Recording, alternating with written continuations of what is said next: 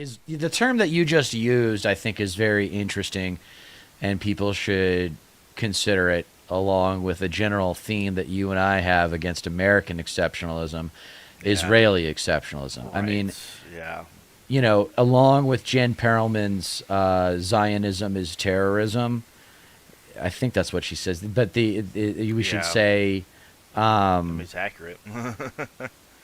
yeah. I mean, and so anyway, what were we just talking about? The label Oh, I just gave you? Israeli exceptionalism. Yeah, Israeli Yeah. exception. Yeah, there's no such thing as exceptionalism.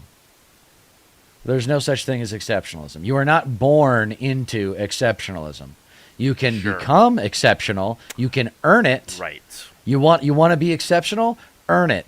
That Yeah. should be the attitude. See, that's I think the left really struggles is like just growing up in a family in a culture in that cold New England winters, like just the concept of toughness. I'm not claiming to be a tough guy, but Right. I do know what toughness is. And fundamentally, toughness defined is dealing with not getting what you want Hmm. or not wanting to do something that you know you need to do. Right. It's about what happens when you don't get your way. I mean, how many books did you read in elementary school and middle school and high school? Or how many times were we taught the lesson that, like, everybody screws up?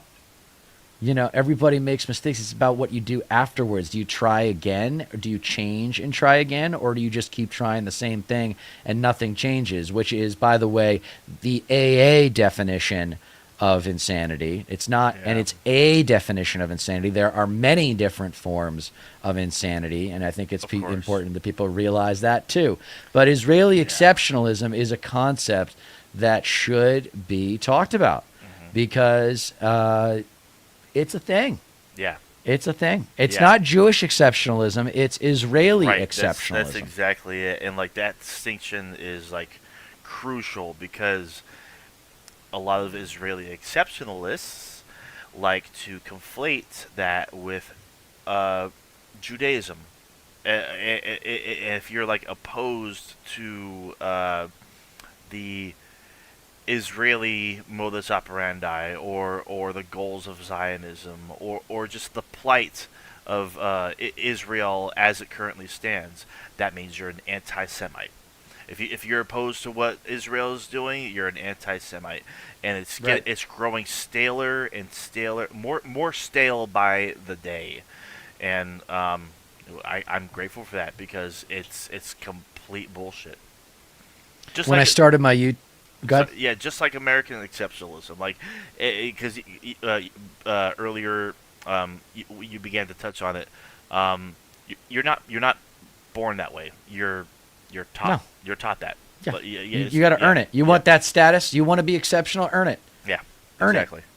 I mean, some of the things that people love about these reality shows like Deadliest Catch and Wicked Tuna and a lot of these blue collar working class environments. There was one about oil riggers. It's like, shut up and work and earn it. Like, I mean, it's just a matter of having that credibility. And I think like a lot of, I don't know. This is the other side of the coin, the creative coin, right? Where I'm saying that the left's advantage is creativity. That's something we naturally have. Oh yeah. Now, the advantage that we need to acquire is toughness. Hmm. And I think going after this concept of American exceptionalism and saying, like, if you want proof that America is the teenager of the world, look no further than the concept of American exceptionalism. That's what children think. Yeah. That's what For we real. tell our kids. You're so special. Yeah. No, you're not. Not yet. You might be. You have the potential to be because you're young and you can figure it out and do something special, and then people will remember you Yeah. and you'll have influence and people will like you and know what you stand for and you'll have societal value and all that good stuff. But you can't do Hmm. any of that until you fucking hit the books Yeah. and learn and acquire knowledge, at least a good chunk of knowledge in one specific area, preferably more than one specific area. I'm talking about, college and taking your and really the end of high school. I think you could have people, I want an education system where people come out of high school, if they're not really all that into school, they go take 2 years of community college to do like the civics basics and just understand that everybody needs to understand the history of this country and the system of government and basics on economics too, basics of capitalism. Yeah. And you can get that done in 2 years easy at a community college, and then, for free, and then go help. That should help you get a job, or you can be working while you do that. Yeah. What you say especially rings true when it comes to America being the teenager of the world, and that it has a Yeah, whole lot of potential because this is a young country. France is older than us. The United Kingdom is much yeah, older than us. And on top of that, like China has been around for a couple millennia, like almost. I yeah. think, yeah, no, um, Well, the Asian countries went through a ton of revolutions. oh They yeah, had big time, there's a bloody, countless, bloody history countless, in yeah, Asia. Particularly, go watch a video on YouTube about Japanese history. My God, yeah, was there a lot of war? Holy big moly! time, It's hard to believe. It's hard to believe those economies functioned.